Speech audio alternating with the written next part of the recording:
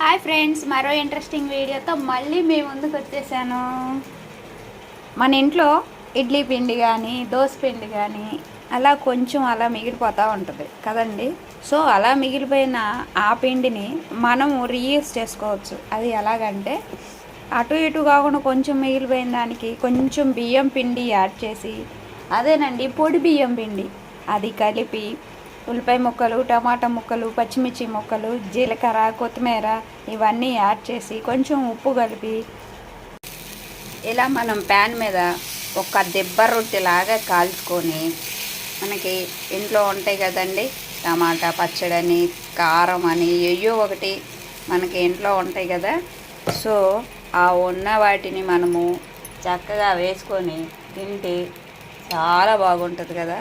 So దీని మీద నేను నెయ్యి వేస్తున్నానండి. ఇదిగోండి నెయ్యి, కొంచెం ఎక్కువగానే వేస్తున్నాను ఎందుకంటే మా ఆయనకి ప్రేమతో పెట్టాలి కదా. మళ్ళీ నేను ప్రేమతో పెట్టలేదని మీరే మళ్ళీ పెట్టట్లేదేమో అనుకుంటారు.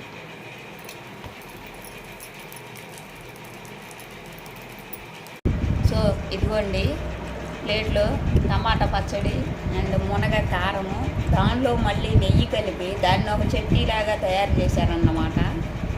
అదండి, అలా మనం తినొచ్చు. వీడియో నచ్చితే తప్పకుండా లైక్ చేయండి.